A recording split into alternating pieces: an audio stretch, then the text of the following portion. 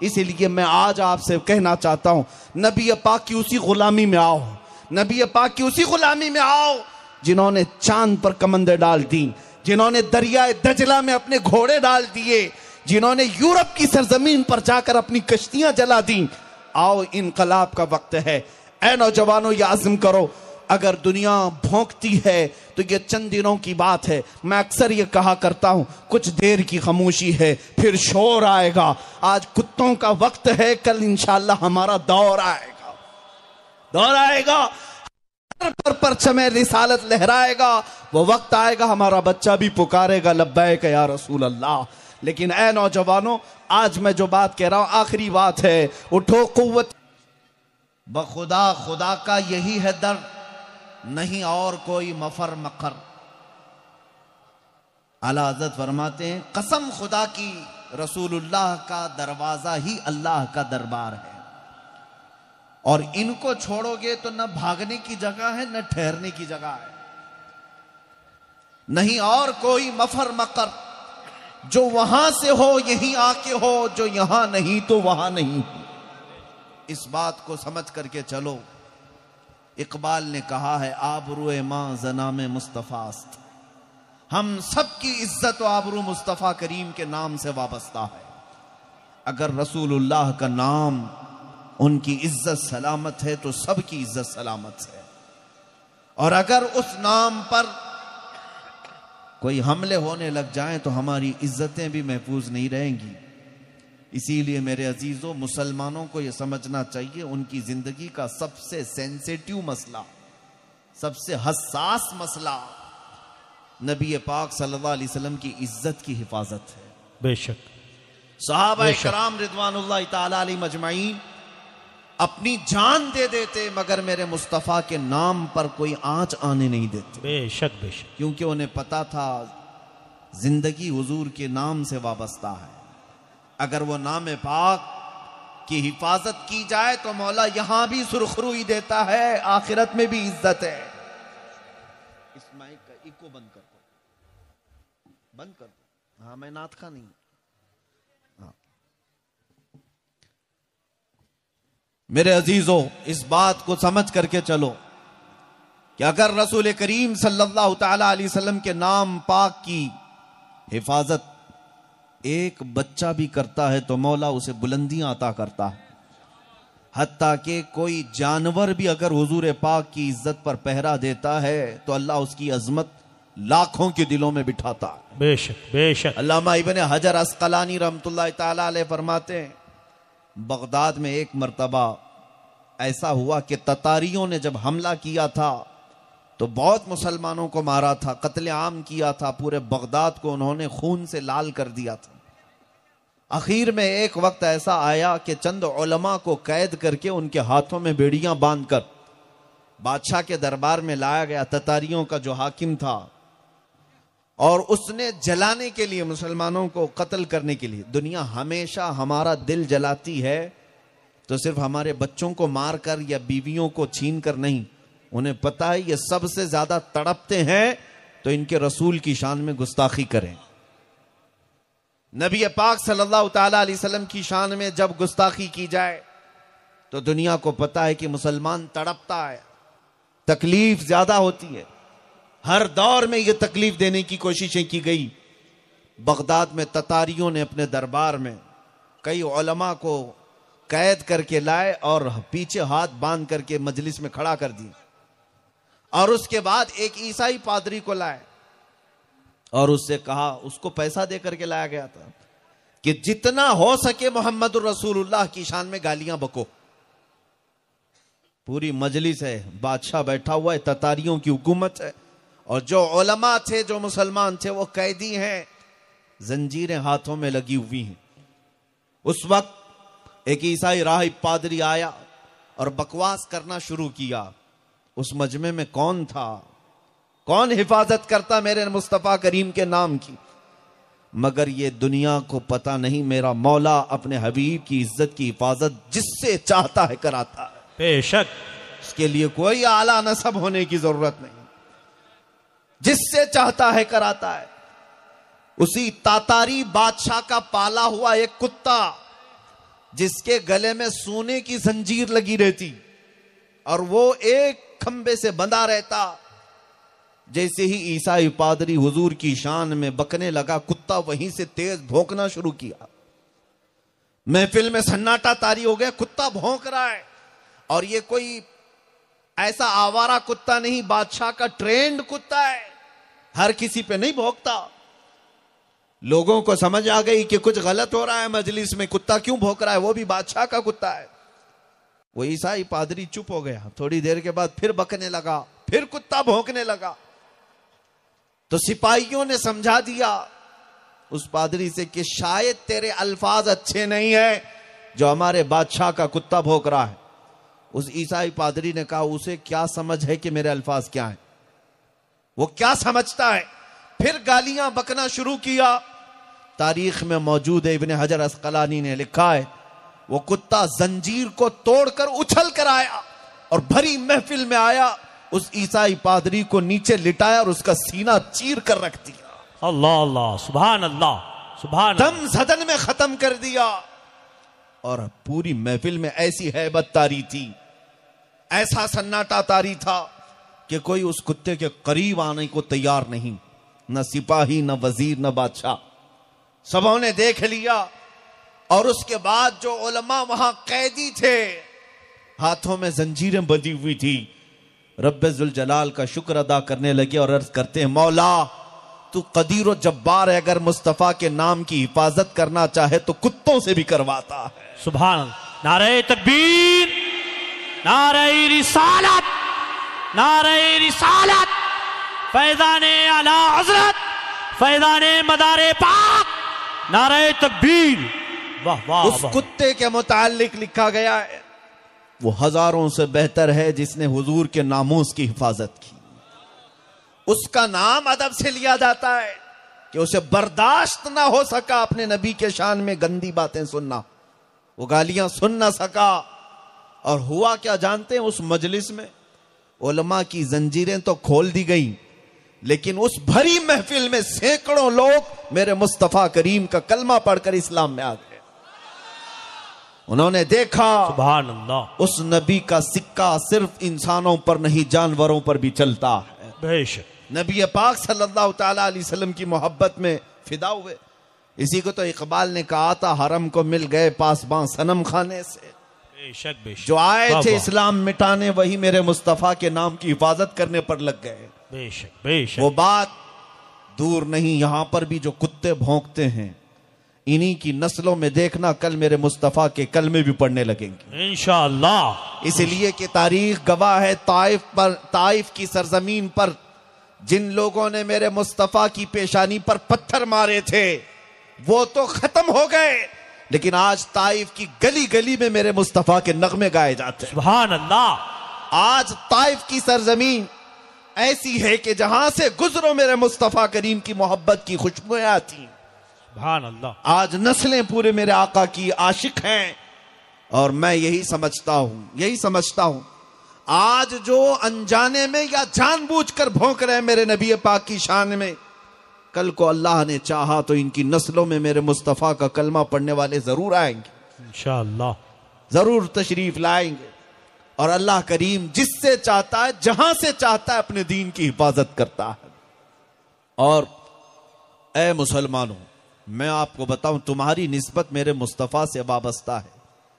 तुमने हो सकता है अपनी जिंदगियों को आवारगी में डाल रखा हो, तुम्हारा दीन सबसे आला दीन है, वो दीन जिसको देकर अल्लाह फरमाता है मैं राजी हो गया, मैं तुम्हें इस्लाम देकर राजी हुआ। अल्लाह कुरान में फरमाता वो दीन तुम्हारे पास है, वो रसूल तुम्हारे रसूल हैं, तुम उनकी उम्मत हो, जो कायनात में सबसे आला इंसान, सारे अंबिया और रसूलों के इमाम, वो तुम्हारे आका है।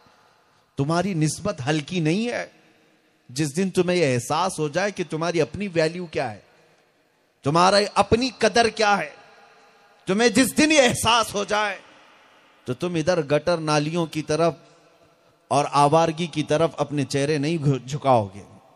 तुम्हें जिस दिन यह एहसास हो जाए कि मैं इस सरजमीन पर जीने वाला वो इंसान हूं जिस उम्मत में पैदा होने के लिए अंबिया दुआ किया करते थे, बेशक मौला ने मुझे बिना दुआ किए बिना मांगे उस मुस्तफा की उम्मत में पैदा किया। बेशक तुम्हें जिस दिन ये एहसास हो जाए। लेकिन मैं ये पूछना चाहता हूं, जब तुम्हारी निस्बतें उस कायनात के सबसे अजीम अशरफ और आला रसूल से हैं, तो तुमने उनके नाम की कितनी हिफाजत की? तुमने उनके नामूस की कितनी हिफाजत की? क्या तुम्हारा दिल हसास है कि अपनी इज्जतों से ज्यादा अपने मुस्तफा की इज्जत का ख्याल करते हो? आओ मैं तुम्हें बताऊं, खैबर के मौके पर नबी पाक सल्लल्लाहु अलैहि वसल्लम की बारगाह में एक खच्चर लाया गया। खच्चर जानते हैं, गधे और घोड़े के दरमियान वाला जानवर। वो गधा भी नहीं होता, घोड़ा भी नहीं होता, दरमियान का एक जानवर है, उसे खच्चर कहते। नबी पाक सल्लल्लाहु अलैहि वसल्लम के पास हदिये के तौर पर लाया गया।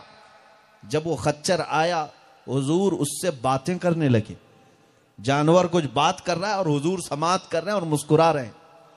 वो हर आलम की रहमत है, वो हर इंसान के साथ साथ हर हैवान के लिए भी रहमत है, सबके रसूल हैं।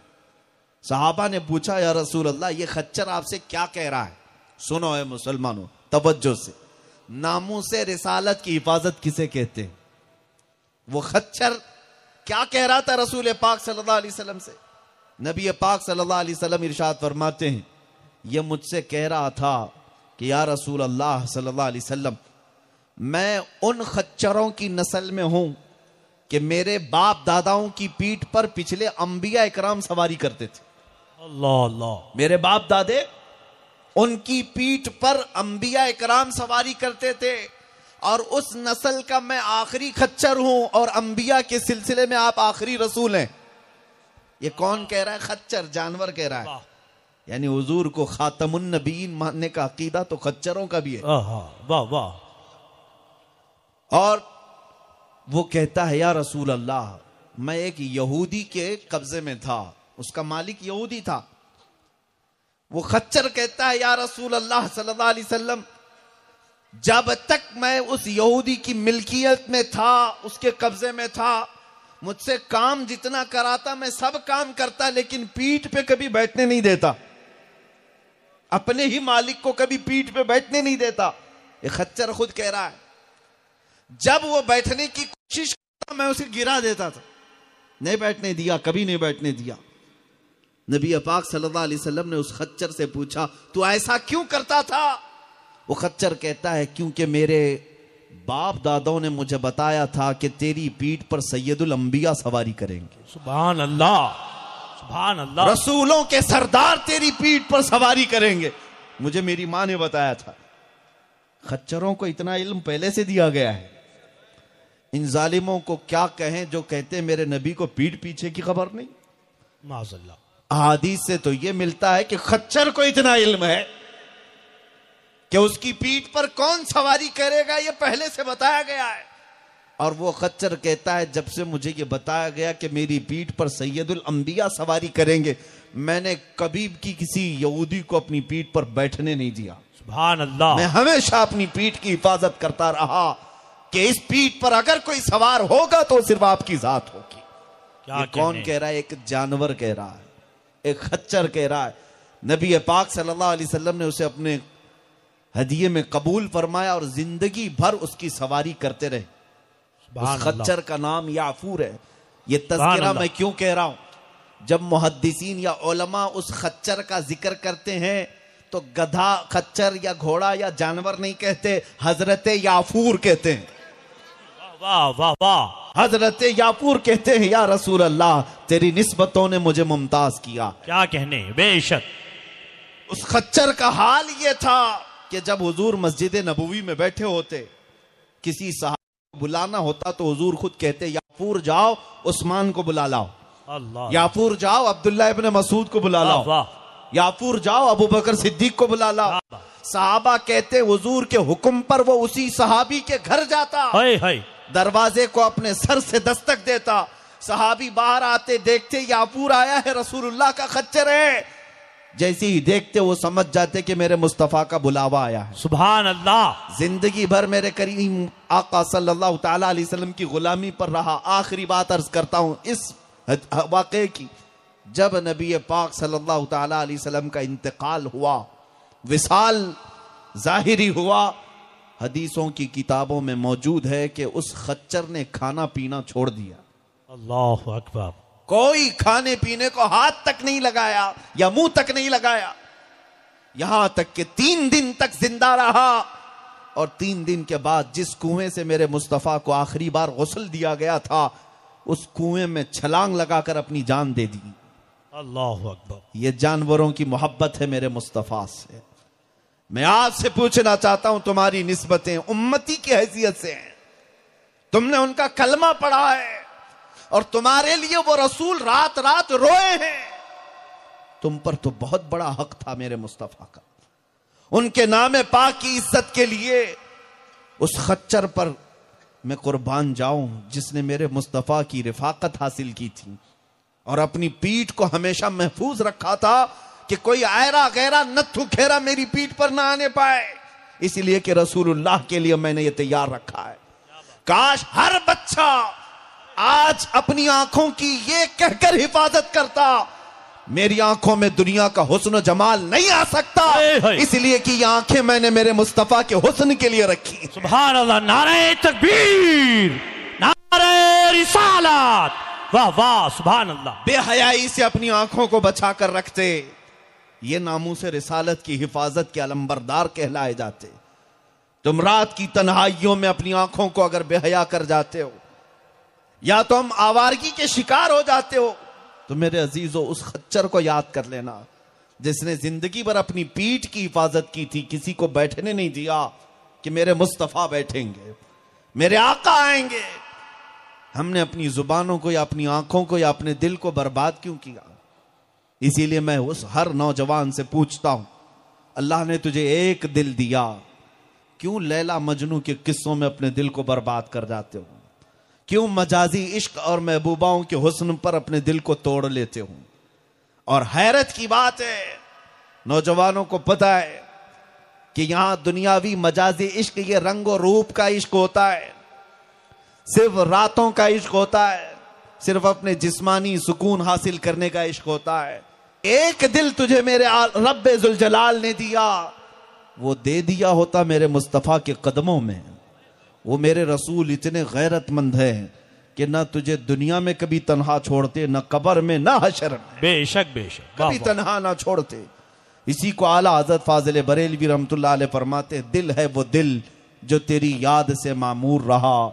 या रसूल अल्लाह, दिल है वो दिल जो तेरी याद से मामूर रहा, सर है वो सर जो तेरे नाम पे कुर्बान गया। सुभान अल्लाह, बेशक। आज इस मजमे में आए हुए हर जवान से मैं ये कहना चाहता हूं, कुरान पाक की एक आयत मैंने तिलावत की, मौला करीम फरमाता है, अन्नबिय्यु औला बिल मुमिनीन मिन अनफुसिहिम, नबी मोमिनों से उनकी जान से ज्यादा करीब हैं, नबी मोमिनों से उनकी जान से ज्यादा हक रखते हैं। इसलिए हर मोमिन को यह चाहिए कि अपनी जान से ज्यादा मेरे मुस्तफा के नाम की फिक्र करें। और जिस दिन तुम ये फिक्र करने लग जाओगे, मौला करीम तुम्हारी इज्जतों की खुद हिफाजत फरमाएगा। तुम्हारे घर बार, तुम्हारी आबादियां, तुम्हारी मस्जिदें, तुम्हारी खानकाहें, तुम्हारे उलमा, तुम्हारे बच्चे, तुम्हारी बीवियां, इनके पर्दे, इनके हिजाब, इनकी तुम्हारी अजानें, नमाजें, सब की हिफाजत होगी। मेरे मुस्तफा के नाम की हिफाजत तुम करो। इसी को इकबाल ने कहा था कि मोहम्मद से वफा तूने तो हम तेरे हैं, ये जहां चीज है क्या लौहो कलम तेरे हैं, सब कुछ तुम्हारा है, शर्त यह है कि तुम मेरे मुस्तफा के हो जाओ, उस नामे पाक की फिक्र करने लग जाओ। दिल के अंदर जो धड़कनें होती हैं वो नबी के लिए धड़काओ। काश मैं तुम्हें मदीने की एक मिसाल देकर समझा दूं और अक्ल में आ जाए तुम्हारे तो बड़ी बात है। मदीने तैयबा में जंग ओहद के दिन ये बहुत बड़ी सख्त जंग हुई है जिसमें 70 सहाबा की जानें गई। औरतें भी यहां पर मौजूद हैं, बच्चे भी हैं, जवान भी हैं, बूढ़े भी। तवज्जो से सुनो, ओहद का वो मैदान जिसमें इतनी सख्त जंग हुई है कि हजरत अमीर हमजा का सीना चीर करके कलेजा निकाला गया था, कच्चा चबाया गया था, वही जंग है ये। इसी जंग में हजरत अब्दुल्ला बिन जहश के 80 टुकड़े कर दिए गए थे जिस्म के। हजरत अनस बिन नुजैर का मुसला कर दिया गया, सिवाय उनकी शहादत की उंगली के कुछ नहीं मिला जिस्म का। हजरत अनस बिन नुज़ैर, हजरत साद इब्न रबी के पेट में 12 नेज़े लगे थे, पेट फट चुका था। ऐसी शहादतें हुई हैं ओहद के मैदान में। खुद रसूलुल्लाह के दंदान मुबारक शहीद हुए। आपको पता है, बच्चों को याद रखना चाहिए सब चीजें, हमारी तारीख मालूम करो। मैं क्या अर्ज कर रहा हूं, तवज्जो से सुने। मदीने थी मैदान की तरफ, जंग खत्म हो चुकी थी, शाम का वक्त था, ये दौड़ती हुई जा रही हैं। किसी ने रास्ते में कहा है, खातून तेरा जवान बेटा शहीद हो गया, तेरा जवान बेटा शहादत। खातून अकलौता बेटा था, उसने कई लोग दौड़ती जा रही, फिर में किसी से पूछती है, मेरे बेटे की मौत की खबर दे रहे हो, ऐ आने वालों, ये तो बताओ मेरे मुस्तफा कैसे हैं। नबी पाक सल्लल्लाहु तआला अलैहि वसल्लम किस हाल में है। सहाबा ने कहा वो सलामत हैं। वो खातून कहती है, मेरा चांद सलामत तो पूरी कायनात सलामत है। आई मैदान ओहद में, और मैदान ओहद कर रसूल करीम सल्लल्लाहु तआला अलैहि वसल्लम की बारगाह में सबसे पहले हाजिर करती है, या रसूल अल्लाह, अगर आप इजाजत दें तो मैं अपने जवान बेटे की लाश देखूं। कैसा कलेजा था उस मां का। बेटे की मौत तो कई माओं को तड़पा देती है, माएं बिखर जाती हैं, रो रो करके बुरा हाल होता है, लेकिन मदीने की उस खातून पर करोड़ों रहमतें, हमारी जाने कुर्बान। आई रसूलुल्लाह से पूछती हैं, इजाजत हो तो मैं अपने बेटे की लाश देखूं। नबी पाक सल्लल्लाहु अलैहि वसल्लम ने फरमाया, जाओ देख लो। वो खातून आती हैं मैदान में, 70 सहाबा की लाशें थी ओहद के मैदान में। उसमें अपने जवान बेटे को ढूंढती है, मिल गया। तो जैसे ही बेटा मिला, ये नहीं कि मातम करना शुरू कर दे, चेहरा पीटना शुरू कर दे, बाल नोचना शुरू कर दे, ना, अपने बेटे के चेहरे पर हाथ फेरती है और उसका जुब्बा उठा देती है, जिस्म से जुब्बा उठा दिया और पलटती है अपने बेटे को। शायद बेटा, जवान बेटा 22-25 साल की उम्र का होगा। पलटती है और पीठ पर हाथ फेरती है बार बार, और फिर सीधा लिटा करके सजदे में गिर जाती है और उठकर कहती है, मौला तेरा शुक्र है मेरे लाल को तूने अपने नबी की मोहब्बत में कबूल किया। मेरा जवान लाल तेरे हबीब की हिफाजत में गया। इतना कहती है, वहां खड़े हुए जो सहाबा थे उन्होंने पूछा, ए बीबी ये क्या कर रही हो अपने बेटे की लाश के साथ। सुनो उस खातून के अल्फाज। कहती है, लोगों मैं बेवा औरत हूं, मेरा इस बेटे के अलावा कोई नहीं। जब ओहद का बिगल बज गया था, नक्कारा बजने लगा जंग का, हर मदीने की हर औरत अपने बेटे को, अपने शोहर को सजा कर भेज रही थी नबी पाक की मोहब्बत में। मेरे पास इस जवान के अलावा कोई नहीं था। मैंने इसको सजाया और कहा, जा बेटे, मैंने इसी दिन के लिए तुझे दूध पिलाया था। आज रसूल पाक की इज्जत की बात है। मुशरिकीन अगर मदीने पर हमलावर हैं तो जा हुजूर पाक की हिमायत में खड़ा रहना। मेरा बेटा तैयार होकर घर से निकल रहा था, उस वक्त मैंने अपने बेटे को एक वसीयत की थी। सुनो, कान खोलकर सुने। मैंने अपने बेटे को जाने से पहले एक वसीयत की थी। कहा, बेटा जंग के हालात बोले नहीं जाते, कभी अगर जंग सख्त हो गई, भारी पड़ गए दुश्मन, तो कसम देती हूं तुझे, अगर मेरे नबी को छोड़कर भागते हुए पीठ के पीछे से जख्म खाकर मरा तो मैं दूध भी माफ नहीं करूंगी। अगर मैदान छोड़कर भागते हुए पीठ पीछे से जख्म खाकर मरा तो मैं दूध माफ नहीं करूंगी। मैंने ये अपने जवान शहजादे को कहा था जाने के वक्त, और फिर मुझे खबर मिली कि आज की जंग बड़ी सख्त हो गई, कुफार और मुशरिकीन हावी हो गए और बहुत ज्यादा सख्तियां पेश आई। तो मुझे फिक्र होने लगी कि कहीं इस जंग के मैदान में मेरा बेटा भाग तो नहीं गया, नबी पाक को छोड़कर कहीं भागा तो नहीं। मैं दौड़ती हुई आई, जब मुझे पता चला कि मेरा बेटा शहीद हो गया, फिक्र इस बात की थी कि कैसे मारा ये देख लूं। मैदान में आकर मैंने अपने बेटे के जुब्बे को उठाया पहले और पलट करके उसकी पीठ पर जो हाथ फेरा, यही देखने के लिए कि कहीं भागते हुए पीठ पीछे से जख्म खाकर तो नहीं मरा। मैंने पूरा हाथ फेर कर देखा, इसके पीठ पर एक भी तीर का निशान नहीं है। मेरा बेटा जितने तीर खाया है सब सीने पर खाकर शहीद हुआ है। नारे तकबीर, नारे रिसालत, उलमाए अहले सुन्नत।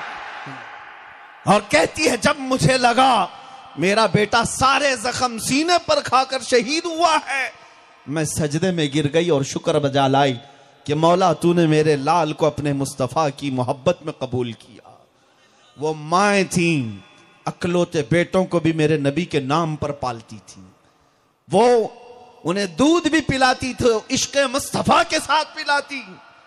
आज मैं यही नसीहत करने आया हूं, ऐ मेरे अजीजों, दुनिया चाहे जितनी रंगीन हो जाए, दुनिया का हाल वही है जो इमाम अहले सुन्नत ने फरमाया, शहद दिखाए जहर पिलाए, कातिल डायन शोहर कुछ, इस मुर्दार पे क्या ललचाए, दुनिया देखी भाली है।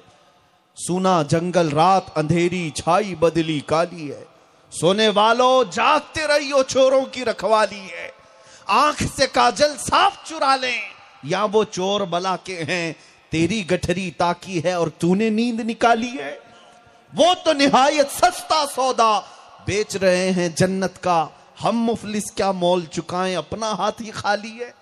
अजीजा ने गिरामी वकार, आज की नसीहत में सिर्फ यही कहना चाहता हूं, दुनिया अगर अपने माल की तरफ तुम्हें बुलाती है, हुस्न शबाब की तरफ बुलाती है, इसलिए कि हर नौजवान के भटकने के दो ही चांसेस होते हैं, ज्यादा तौर पर दो सबब। सबसे ज्यादा हर जमाने में तुम्हें गिरफ्तार किया गया है दुनिया के रंगीनियों में तो दो जरियों से, एक दौलत दूसरे औरत।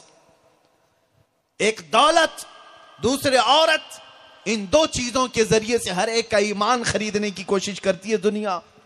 आज क्या आप नहीं देखते, ये टेलीविजन पर, ये पर्दे सीमी पर बड़े बड़ी नंगी तस्वीरें जो तुम्हारे सामने लाई जाती हैं, क्यों, किस लिए लाई जाती हैं?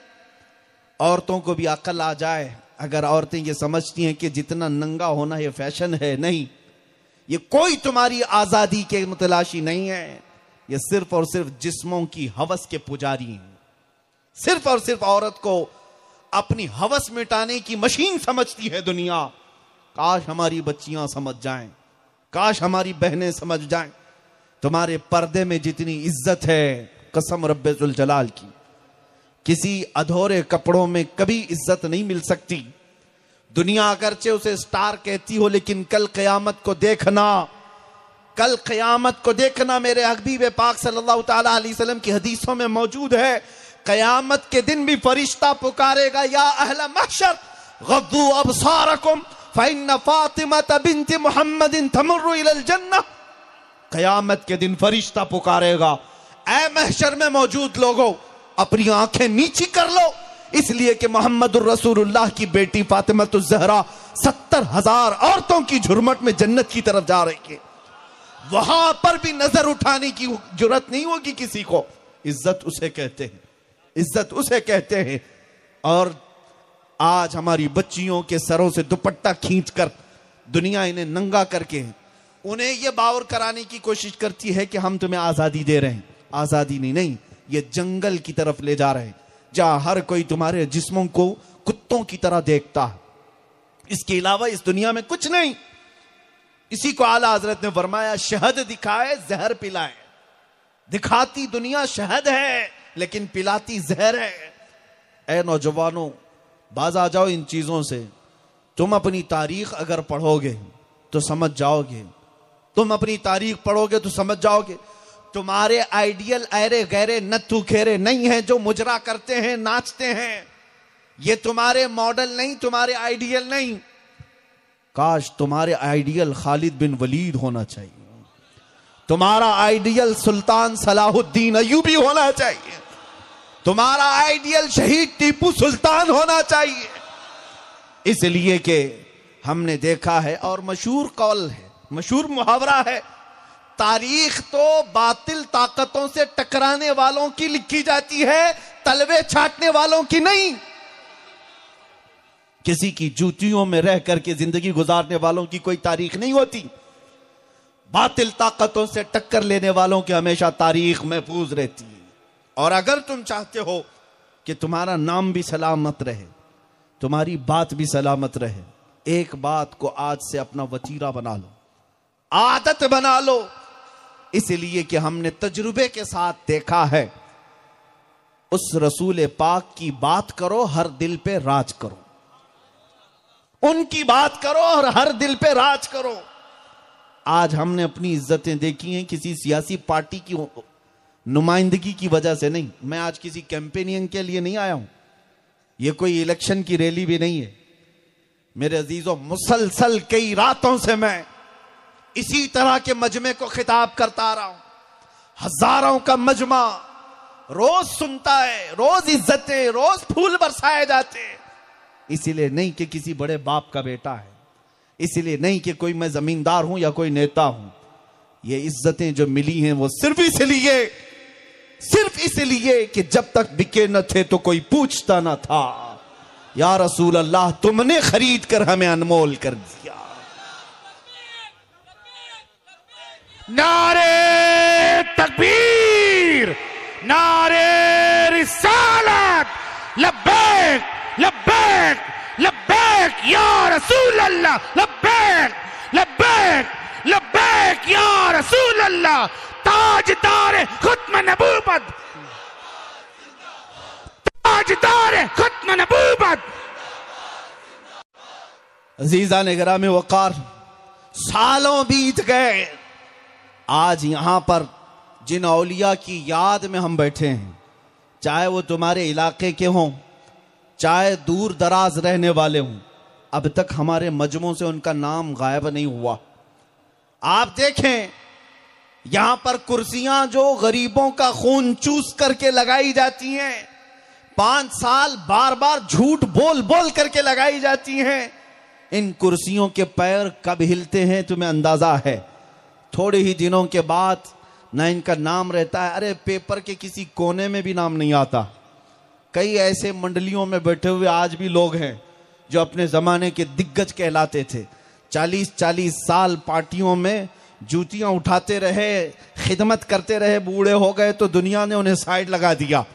अब तुम बड़े हो गए हो, 80 साल के हो गए हो, किनारे बैठो, अब दूसरे राज करेंगे। ये दुनिया में तख्त व ताज की मार पर यही होता है। लेकिन हम देख रहे हैं 800 साल से अजमेर की धरती पर जो कुर्सी है वो अब तक नहीं हिलती। नारे तकबीर, नारे रिसालत, उलमाए अहले सुन्नत, दमदार बेड़ा पार। वो शाह बदीउद्दीन जिंदा मदार रज़ी अल्लाह ताला अन्हु की बारगाह हो, दिलों पर राज करने वाली हुकूमत अल्लाह ने उन्हें अता की है। गरीब नवाज की हुकूमत हो, गौसे आजम की हुकूमत हो, अल्लाह ने उनको दिलों पर जारी फरमाया है और ये रहती दुनिया तक रहेंगे। मैं आपको बताऊं इनको क्यों हुकूमतें मिली हैं। ये मज़ारों में चले गए लेकिन हमारे दिलों पर राज करते हैं। हमारे बच्चों ने इन्हें देखा नहीं लेकिन गली गली में पुकार रहे हैं, दम मदार। कौन देखा है जिंदा शाहमदार को? नहीं देखा, लेकिन दिल वाबस्ता हो गया है। ये दिलों को किसने जोड़ रखा है? 600 साल गुजर गए, 800 साल गुजर गए। एक बात मैं आपको बता दूं, इन औलिया को जो इज्जतें दी गई हैं, आला हज़रत फरमाते हैं बेनिशानों का निशान मिटता नहीं, मिटते मिटते नाम हो ही जाएगा। उनके नाम की जब तक तुम हिफाजत करते रहोगे, मौला करीम तुम्हारी मौत के बाद भी तुम्हारे नाम को और तुम्हारे कलाम को हमेशा के लिए जिंदा करता। आज मैं आपको बताऊं, तुम अपनी जिंदगी चाहते हो, हुजूर ताजुश शरिया रहमतुल्लाह ताला अलैह फरमाते हैं, तेरे दामन करम में जिसे नींद आ गई है, या रसूल अल्लाह, तेरे दामन करम में जिसे नींद आ गई है वो फना ना होगी, उसे जिंदगी मिली है। जो फना ना होगी उसे जिंदगी मिली है। जो मेरे मुस्तफा की बात करता है अल्लाह उसका कलाम भी जिंदा रखता है और नाम भी जिंदा रखता है। आज जो भौंकने वाले कुत्ते हैं, ये मौसमी कीड़े हैं, आते हैं चले जाते हैं। इससे पहले भी आए, इससे बड़े बड़े भी, सड़े सड़े भी, लेकिन बाकी कोई नहीं रहा, बाकी कोई नहीं रहा। आप देखते रहना, आप देखते रहना, इज्जत किसकी होती है। 100 साल के बाद मजमे से आज बरेली वाले इमाम अहले सुन्नत फाजिल बरेलवी को पुकारा जाता है। इश्क मोहब्बत, इश्क मोहब्बत किस लिए पुकारा जाता है? वो आला हजरत को इसलिए नहीं कि वो पठान थे, इसलिए पुकारा जाता है कि इश्क रसूल में फना थे, नबी पाक की बात किया करते थे। और वो अपनी जिंदगी में फख्र किस बात पर करते? वो यूं कहते, उस गली का गधा हूं मैं जिसमें मांगते ताजदार फिरते हैं। उस गली का गधा हूं मैं जिसमें मांगते ताजदार फिरते हैं। रसूलुल्लाह के दरबार की गली का गधा होने पर जिसने फख्र किया, मौला उसे 100 साल के बाद भी हर मजमे में जिंदा रखा है। और एक हमने अपनी आंखों से देखा, अभी आंखों से देखा। साल भर पहले एक राफजी कुत्ता निकला और मेरे नबी पाक की शान में भौंकने लगा और ये कहा कि मैं मोहम्मद नामी एक दूसरी किताब लिखूंगा, कुरान की 26 आयतों को बदल दूंगा। और फिर हुआ ये कि खुद का नाम बदल लिया, धर्म भी बदल लिया और पता नहीं क्या क्या बदला। हाल ये हुआ कि बीवी बच्चे भी छूट गए और जिनके धोती में पनाह लेने गया था, 4 महीनों से ज्यादा पनाह नहीं मिली, वापस फिर भटकते हुए आए। अब हालत ये हो गई, धोबी का कुत्ता, न घर का न घाट का। यही मुहावरा है ना, इधर से छोड़े उधर गए, उधर भी ना लिए, फिर कहीं के ना रहे। इसको आला हजरत फरमाते हैं, या रसूल अल्लाह, जो तेरे दर से यार फिरते हैं, जो तेरे दर से यार फिरते हैं, दर बदर यूं ही खार फिरते हैं, दर बदर यूं ही खार फिरते हैं। जो नबी पाक सल्लल्लाहु ताला अलैहि वसल्लम को छोड़ करके चलते हैं, हर जगह ठोकर खाते, हर जगह जलील होते हैं। ये तो अभी दुनिया की शामत है, अभी आखिरत देखना बाकी है, आखिरत देखना बाकी है। इसलिए ऐ नौजवानों, मैं तुम्हें इस बात की तरफ लाना चाहता हूं, जो बची हुई जिंदगी है तुम्हारे पास, जो बची हुई सांसें हैं तुम्हारे पास, या अहद कर लो कि हम जिएंगे तो मेरे मुस्तफा के तरीके पर जिएंगे। इसलिए कि हमारी जान भी उनके लिए, हमारा जिस्म भी उनके लिए। सहाबा जो कहते थे, फिदा का अभी वो उम्मी या रसूल अल्लाह, ऐ अल्लाह के रसूल मेरे माँ बाप आप पर कुर्बान, तो यूं ही नहीं कहते, उन्होंने अपना सब कुछ कुर्बान किया था हुजूर पर। आज उसी जज्बे की जरूरत है, उस जज्बे की जरूरत है। आज जितने बुलंदी के साथ तुम मेरे मुस्तफा के नाम पर नारा लगाते हो, जितनी बुलंदी के साथ नारा लगाते हो, क्या तुम ये अहद कर लेते हो कि मैंने दुनिया के लिए बहुत कुछ छोड़ा है, मेरे मुस्तफा के लिए अब गुनाहों को छोड़ने की बात करूंगा? मैं इस मजमे से पूछता हूं, हर जगह पर हमारी आदत है, हो सकता है आपसे शायर हजरात ये पूछते हैं किसको किसको मदीना जाना है, सब हाथ उठा देते हैं। किसको किसको मक्का जाना है, सब हाथ उठा देते हैं। किसको जन्नत में जाना है, सब हाथ उठाते हैं, और हम हाथ नहीं उठवाते। मैं आपसे पूछता हूं, कौन कौन है जो मेरे मुस्तफा की कदमों पे गर्दन देना चाहता है? हाथ मत उठाओ, इसलिए कि कभी झूठे ना पड़ जाओ। ये बहुत जिम्मेदारी की बात कर रहा हूं, इसलिए कि उठा हुआ हाथ हो सकता है किसी और से छुप जाए, मेरे मुस्तफा से नहीं। वो जरूर देख रहे हैं, वो जरूर देख रहे हैं। मैं आपसे पूछा भी नहीं था मुकम्मल, लेकिन तुम्हारा हाथ उठ गया, क्योंकि मुझे पता है हमारे हर मोहल्ले का बच्चा बच्चा भी मेरे नबी पर कुर्बान होने को अपनी जिंदगी की मेराज समझता। हकीकत है या नहीं? दिल पर हाथ रख करके बताओ, मेरे नबी पर कुर्बान होने को हम शहादत समझते हैं कि नहीं? जान मेरे अजीजों, जान एक ही मिलती है, एक ही मिलती है, और वो नबी के कदमों पर फिदा करने को हम अपनी जिंदगी की मसरत और मेराज समझते हैं। मैं पूछता हूं, तुम्हारे अंदर इतनी हिम्मत है, इतने गट्स हैं कि तुम जान फिदा करने की बात करते हो, उससे पहले मेरे मुस्तफा के नाम पर कुछ बुरी आदतें क्यों नहीं कुर्बान करते? कुछ बुरी ख्वाहिशें क्यों नहीं कुर्बान करते?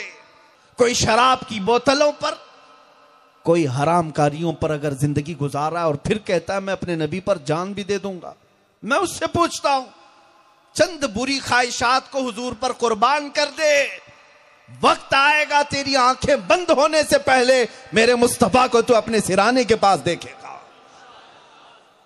इसलिए कि उनके लिए अगर तूने अपनी कुर्बानी दी है, उनके लिए अगर कुर्बानी दी है तो वो जरूर तशरीफ लाएंगे। मक्का मुकर्रमा में एक शख्स के मुतालिक किताब में लिखा हुआ, अबू हफ्स समरकंदी रहमतुल्लाह अलैह फरमाते हैं, एक शख्स का इंतकाल हुआ, उसका एक ही बेटा था, और जैसे ही वो आदमी मरा उसका चेहरा जानवर की तरह हो गया। बेटा डर गया, चेहरा बदल गया है बाप का, अब क्या करे, लोगों को दिखाए तो कैसे, दरवाजा बंद कर दिया, रोने लगा। सोचा कि घर में ही गड़ा खोद कर अपने बाप को दफन कर दूंगा, बाहर जनाजा नहीं ले जाऊंगा, लोग देखेंगे तो क्या कहेंगे। रोता हुआ बैठा था, अचानक उसके घर का दरवाजा खुला, एक बुजुर्ग अंदर आए। किसी को उसने खबर नहीं की सिवाय अपने घर वालों के, सब दरवाजे बंद थे। एक बुजुर्ग आए और सीधे उस मैयत के पास गए, चेहरे से चादर हटाई, उसके चेहरे पर हाथ रखा, फिर चादर ढाक दी, और ये जो बेटा रो रहा था उस मैयत का, उसके पास आए, कहा क्यों रो रहा है। उसने कहा मैं तो जानता नहीं आप कैसे आ गए, क्या नहीं देख रहे मेरे बाप का चेहरा गधे की तरह हो गया, जानवर की तरह, लोगों को मैं कैसे बताऊं, जनाजा कैसे उठाऊं, इस गम में रो रहा हूं। आए हुए बुजुर्ग ने कहा कुछ भी तो नहीं हुआ तेरे बाप के साथ, जा देख तेरे बाप का चेहरा सलामत है। वो बेटा उठता है, जा करके दौड़ कर देखता है, चादर हटाया तो उसके बाप का चेहरा तो चांद की तरह चमक रहा था, हसीनो जमील है, कुछ नहीं हुआ। वो बुजुर्ग इतना कह करके घर से निकल रहे थे, दरवाजे तक पहुंचे थे, ये भागते हुए आया और उनका दामन पकड़ लिया और पूछा कि आप अल्लाह के फरिश्ते हैं, अल्लाह के वली हैं, कौन है जो इतनी बड़ी मेहरबानी मेरे घर पर की। मेरे बाप का चेहरा बदला था ये मुझे पता है, लेकिन आपकी बरकत से शायद अल्लाह ने फिर हुस्न जमाल दिया, आप कौन हैं। आए हुए बुजुर्ग पलट कर कहते अना मुहम्मदुन रसूलुल्लाह, मैं मोहम्मद अल्लाह का रसूल हूं। यह हुजूर के इंतकाल के 400 साल बाद की बात, हुजूर के विसाल के 400 साल बाद की बात लिखी गई है। तो उस बेटे ने गिड़गिड़ा करके पूछा कि या रसूल अल्लाह मेरे बाप के साथ ऐसा क्यों हो गया। सुनो, नबी पाक ने फरमाया कि तेरे बाप का कोई ऐसा गुनाह था जिससे मौला नाराज था, और जब मौत हुई तो चेहरा बदल गया, लेकिन मैं जो तेरे घर पर आया वो सिर्फ एक वजह से कि तेरे बाप की एक अच्छी आदत ये थी कि तेरा बाप उस वक्त तक बिस्तर पे सोता नहीं था जब तक 100 बार मुझ पर दुरूद नहीं पड़ता, जब तक 100 बार मुझ पर दुरूद नहीं भेजता ये नहीं सोता था। मेरी गैरत को यह गवारा नहीं कि जो रोज रात मुझे पुकारता है मैं उसे तन्हा छोड़ दूं। अल्लाह का गजब हुआ था, मैं तेरे घर आया और तेरे बाप के चेहरे पर हाथ रखकर मौला से अर्ज किया कि ऐ रब्बे कदी, वो चेहरा जो मुझे याद करता है वो सलामत नहीं रहेगा तो दुनिया ताना मारेगी। रब ताला ने फरमाया महबूब अपना हाथ उठाओ, हम उसका चेहरा पहले से ज्यादा हुस्न में बदलते।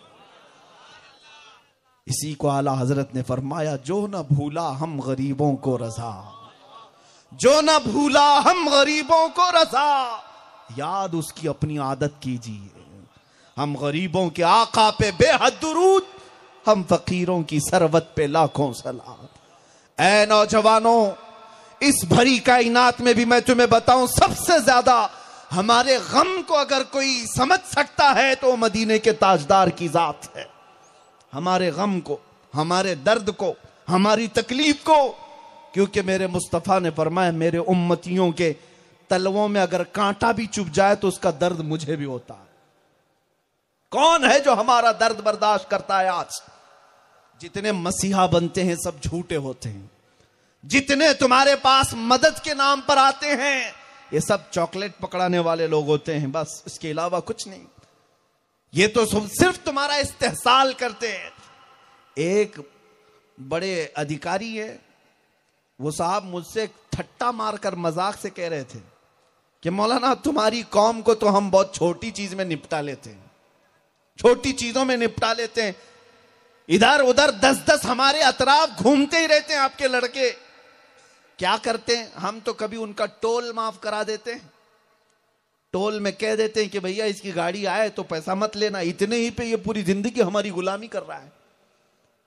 ये हमको ताना मार करके कह रहे थे कि छोटी चीज में हम निपटा लेते हैं। ऐ नौजवानों, तुम्हारी जिंदगी ऐसी कैसी हो गई? दुनिया तुम्हारे साथ खेल रही है और तुम समझ नहीं पाते। तुम्हारे दर्दों का अगर कोई मसीहा है तो वह आमिना के लाल की जात है, वो नबी पाक सल्लल्लाहु ताला अलैहि वसल्लम की जात है। जानते हो, जब हुजूर के नज़ा की हालत थी, आखिरी वक्त था हुजूर का, दुनिया से तशरीफ ले जा रहे थे, मां आयशा सिद्दीका के जानों पर सर रखकर हुजरे में आराम कर रहे थे, बुखार शिद्दत का था। सकरात किसे कहते हैं जानते हो? सकरात, अच्छे अच्छे लोग सकरात में अपनी मां को, अपने भाई को, अपने बहन को, अपने बेटे को नहीं पहचानते।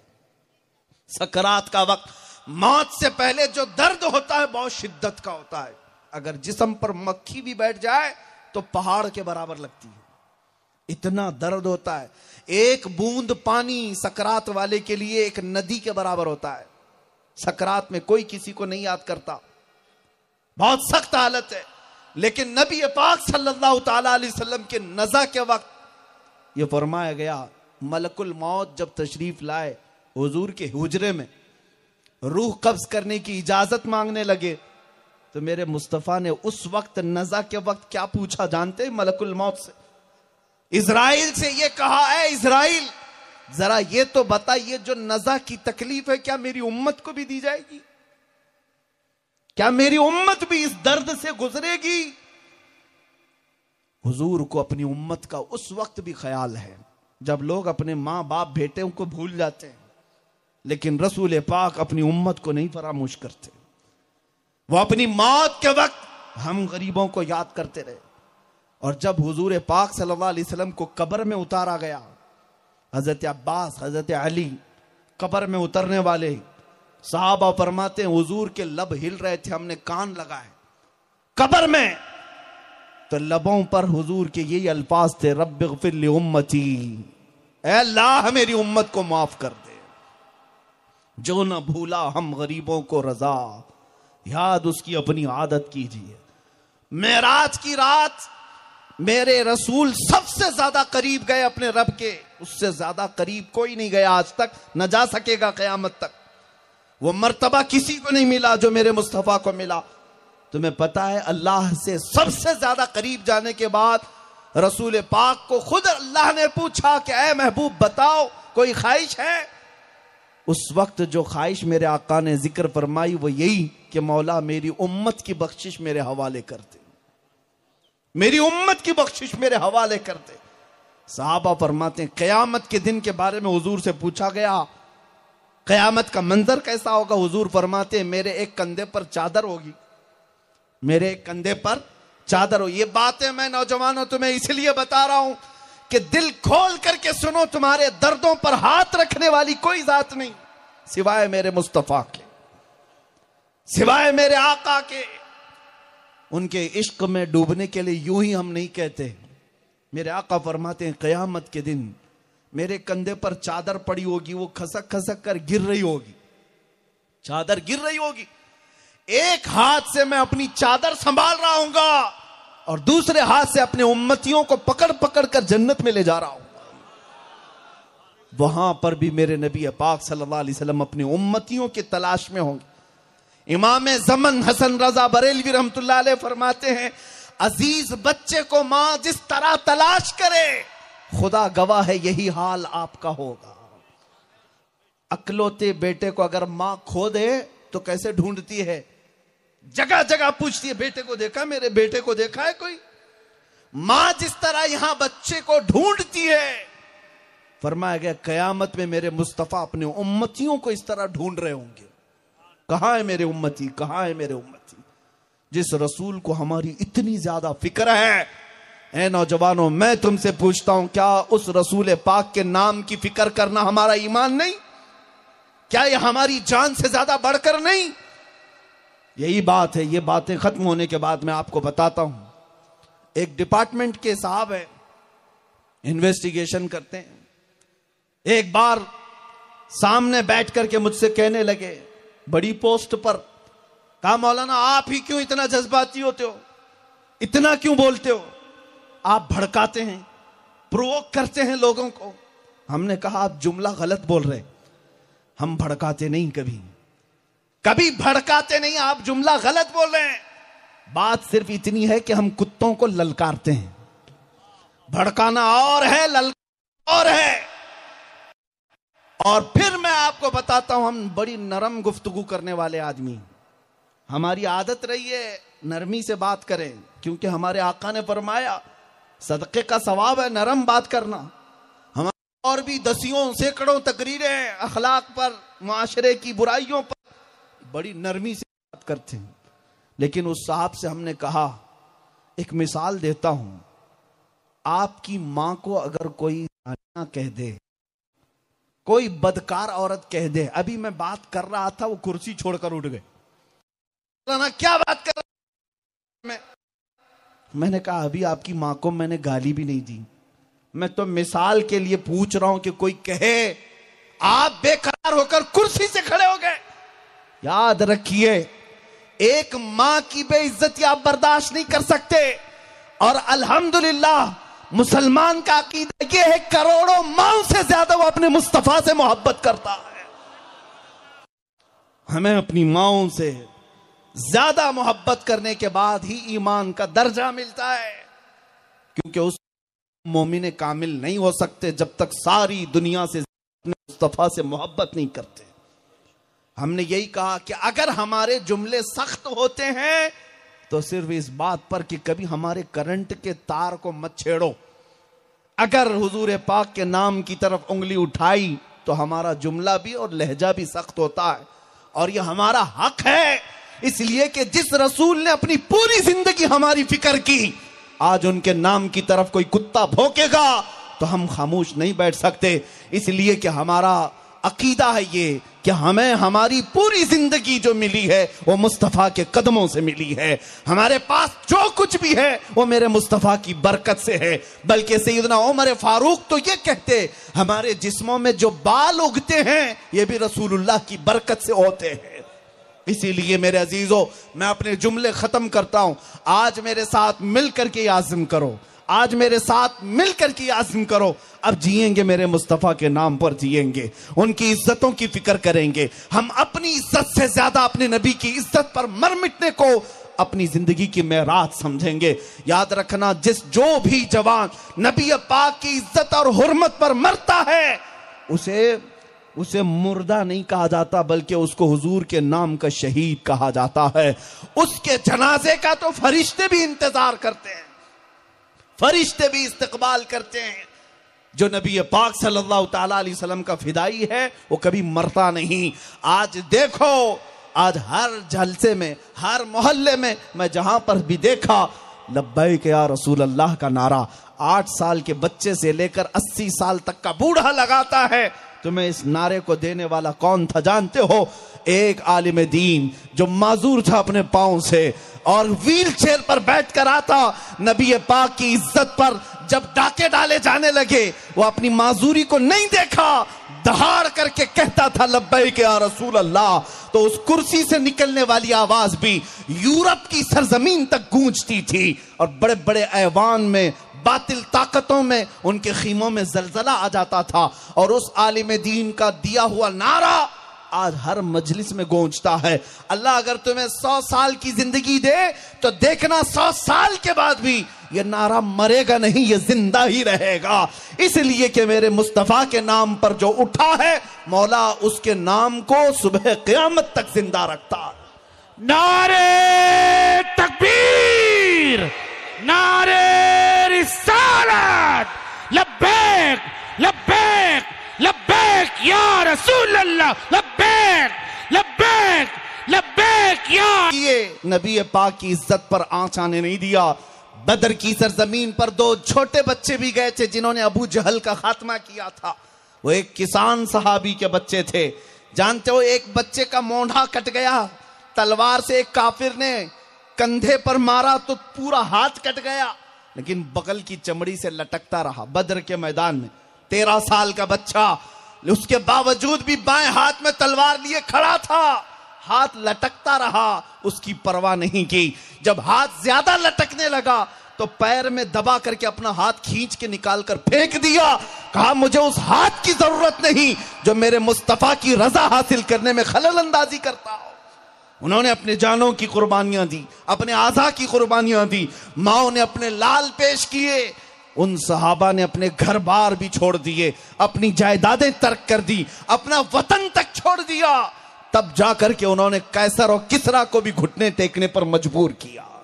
दुनिया फिर उन्हीं मोहम्मद के दीवानों से डरने लगी, खौफ खाने लगी, क्योंकि उन्हें पता है ये रसूलुल्लाह के दीवाने जिस तरफ गुजर जाते हैं आंधियां और तूफान। इसीलिए मैं आज आपसे कहना चाहता हूं, नबी पाक की उसी गुलामी में आओ, नबी पाक की उसी गुलामी में आओ जिन्होंने चांद पर कमंदे डाल दी, जिन्होंने दरियाए दजला में अपने घोड़े डाल दिए, जिन्होंने यूरोप की सरजमीन पर जाकर अपनी कश्तियां जला दी। आओ, इनकलाब का वक्त है। ऐ नौजवानों, ये आज़म करो, अगर दुनिया भौंकती है तो ये चंद दिनों की बात है। मैं अक्सर ये कहा करता हूं, कुछ देर की खामोशी है, फिर शोर आएगा। आज कुत्तों का वक्त है, कल इंशाअल्लाह हमारा दौर आएगा। पर परचमे रिसालत लहराएगा। वो वक्त आएगा हमारा बच्चा भी पुकारेगा लब्बैक या रसूल अल्लाह। लेकिन ऐ नौजवानों, आज मैं जो बात कह रहा हूं आखिरी बात है। उठो, कुव्वत इश्क से हर पस्त को बाला कर दो, दहर में नामे मोहम्मद से उजाला कर दो। अगर कोई भौंकता है तो उसके जवाब में हमें इमाम अहले सुन्नत फाजिल बरेलवी ने यह सिखाया है, कोई मेरे मोहम्मद को ऐसा वैसा कहे तो तुम तड़प कर कहना या रसूल अल्लाह। सरवर कहूं कि मालिक व मौला कहूं तुझे, बागे खलील का गुले ज़ैबा कहूं तुझे, तेरे तो वस्फ़ ऐबे तनाही से हैं बरी, हैरा हूं मेरे शाह मैं क्या क्या कहूं तुझे। लेकिन रजा ने खत्म सुखन इस पे कर दिया, खालिक का बंदा खल्क का आका कहूं तुझे। सारे ऊंचों से ऊंचा समझिए जिसे, है उस ऊंचे से ऊंचा हमारा नबी। सारे अच्छों से अच्छा समझिए जिसे, है उस अच्छे से अच्छा हमारा नबी। वो कमाल हुस्न हुजूर है कि गुमान नक्स जहां नहीं, यही फूल खार से दूर है, यही शम्मा है कि धुआं नहीं। या रसूल अल्लाह तेरे आगे यूं हैं दबे लचे फुसहा अरब के बड़े बड़े, कोई जाने मुंह में जुबान नहीं बल्कि जिस्म में जान नहीं।